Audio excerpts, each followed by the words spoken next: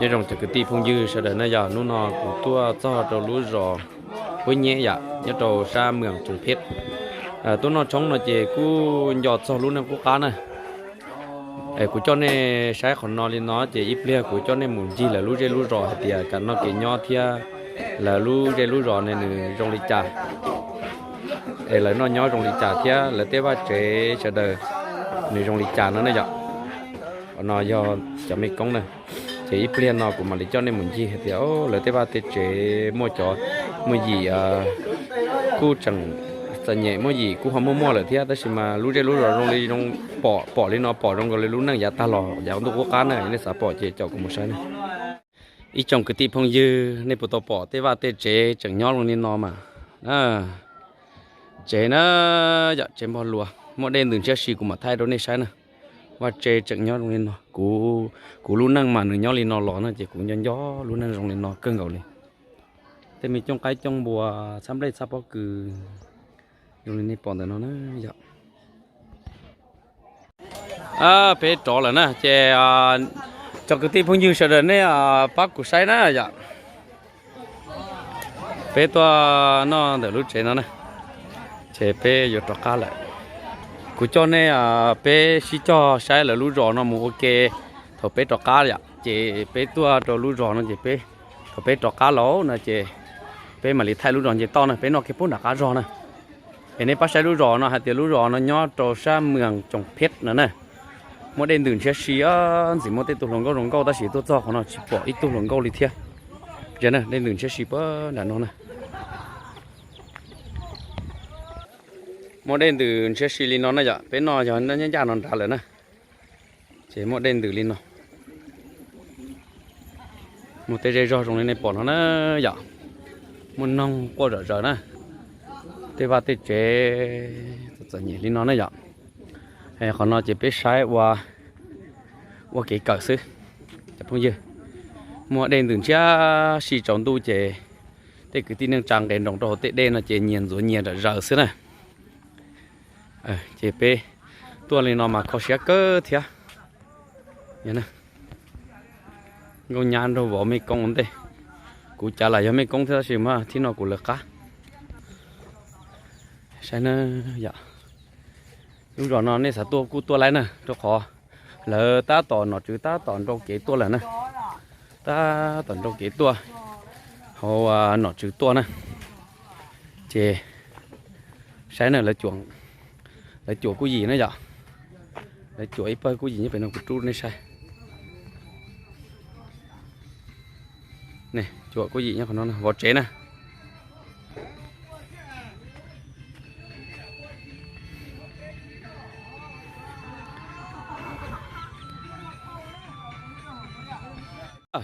cái tôi cho nó chỉ chúng một chế chúng một cái chế tôi chỉ cho biết chế tôi cho chế nụ tì san đa chế cho tôi cả tôi nụ âu cho làm biển nó ta cầu chỉ làng nó chế tôi mấy con ấy lúc cỡ chế ban nó chế cụ ấy để bà là thay cụ sao thế tôi hả em ra tụi nó nè ba mấy con mấy con kia em ra tụi bên nó ấy còn nè bỏ cú men gì nó hổ nè chị và tụi mấy con ấy lúc cờ để nung bao họ cụ ấy xây nung tì luôn ra nè chị bé bài nè ba đây nè ba đây của thân đi mu bé làm ngáp bé chế còn nó ngắt trâu làng đó trâu làng chế anh chị lỡ gà lo chế còn lỡ cho trâu làngของnó nè là kia ô là cho nên chúng ta cũng đi ho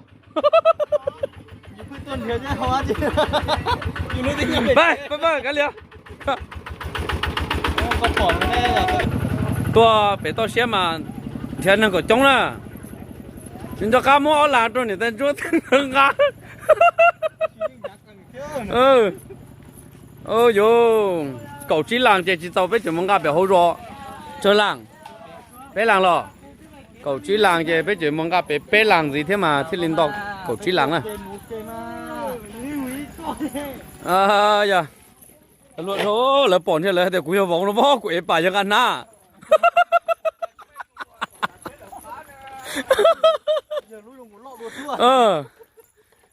ตูเอลูกนั้นเราล่อมา要跑啊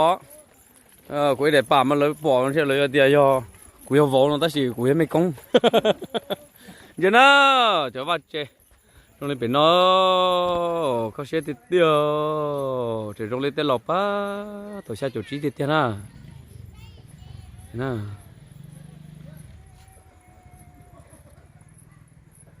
รอเลยเขาเสียขัวซิโอ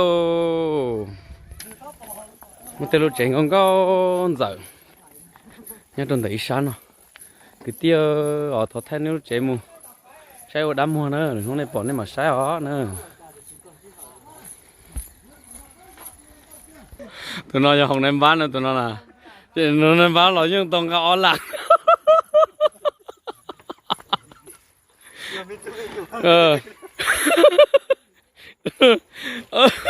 nga ôi nó đem lần cái tơ đó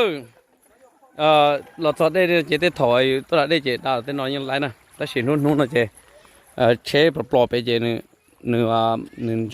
nôn tròn này à nôn tròn nàyถ้าเชียมันดูจีนกุ้งยินเชียแหละ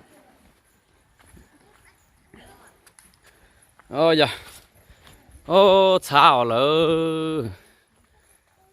ช้าเปล่นะเสด็จว่าตัวอีเปิลน้อยอ่ะไทยตัวไก่เปลี่ยนตัวไก่หล่อดีน้องเรานะมีเดมีเตอมีบัวไปลูกหน่อยจงไก่จงบัวโอ้ยลูกเจ๋งยังพูดถึงน้องนะดูนี่ใช่ไหมนี่น้องมาผีมัวลำบกก็เรื่อยๆกันนะแต่น้องอยากเลยรู้รุ่นดาจอกแก่นะอยากรู้บานห้วยแง่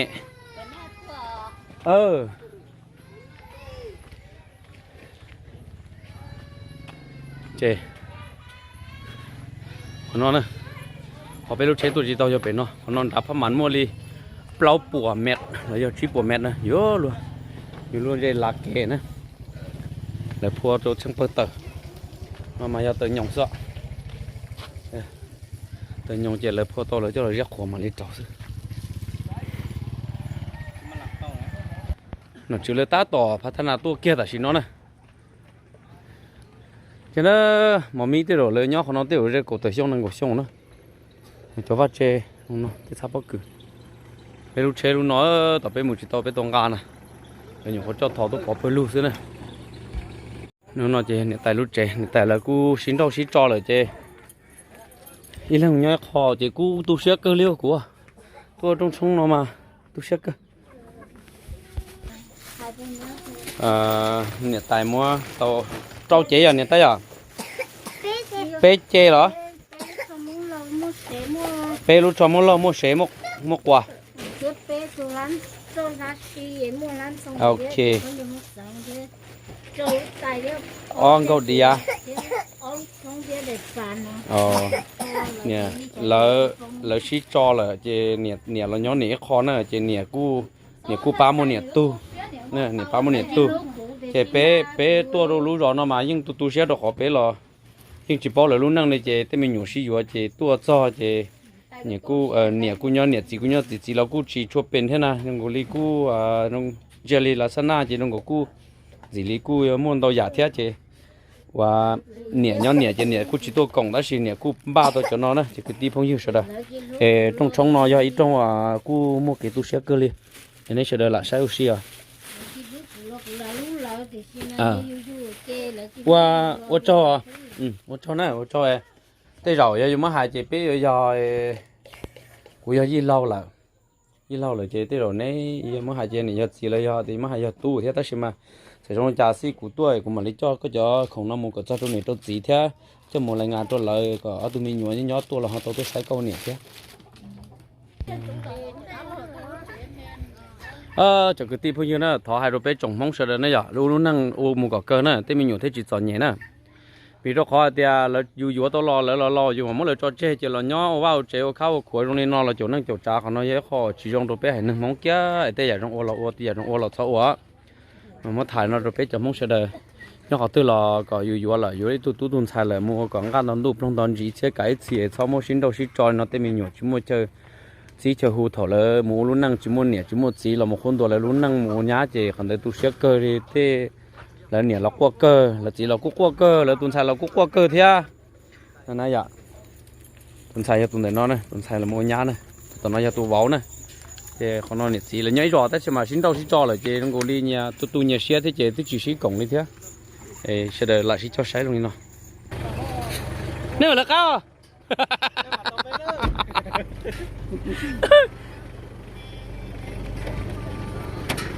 à thì vào tới chế có xe đẹp chưa nó dễ lo mua rồi đó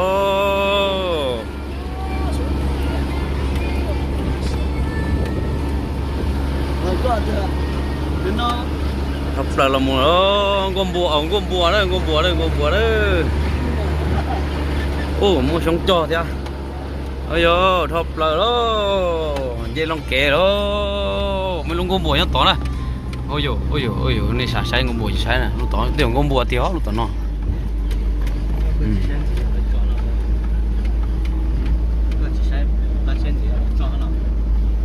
đây gom bùa đây là dùng bùa nó đấy đó xí mà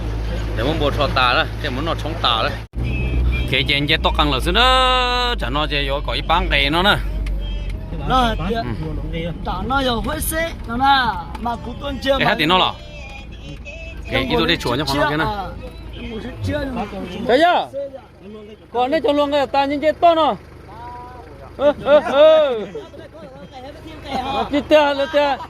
này con chế là chế nhau nó sẽ che nó nè. Đây có tá đó, cái tàn trò đó. Chẳng có nhá theo này tàn trò nghe sao? Người chỉ mới rồi. Cái chủ cái nó vết thay nó phải mà đi. Giờ nó chả. Thế ta. Chẳng có nhá nghe sao? Bé người ta bé muốn đây bé thân đấy à. Muốn đây bé thân đấy à, xin đi sao mà chả. Linh rồi này co. Thế cháu luôn luôn. Này chơi một con à? Bây giờ là lò. Ta nó hả? Nhà ta nọ bỏ thì bỏ thôi nè bỏ ha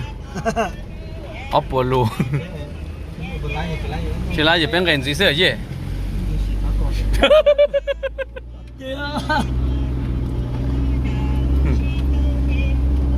cái chuyện này mà nó cao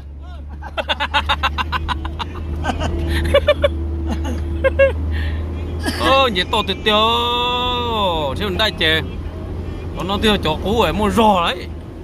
lại y thế à nhiệt to tuyệt tiêu đó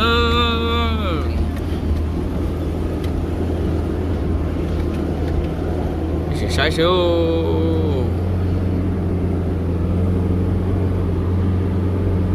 nhiệt to tiêu vác khẩu ôi ô cái tiêu sẽ trả lỗ lấy y xưa sẽ lỗ lấy y xưa ô trả vô luôn tàu thế đấy ô hai chục bỏ liền thôi cho hàng lư cái tiệt sai lên non nữa à còn những chế to nữa chứ mặn thì mua ít lạc kế liễu nó nè ít lạc chế lỡ mà mặn nhang lo bé vấn đề ôi có lúc cỏ này ôi nó tới tiệt cỏ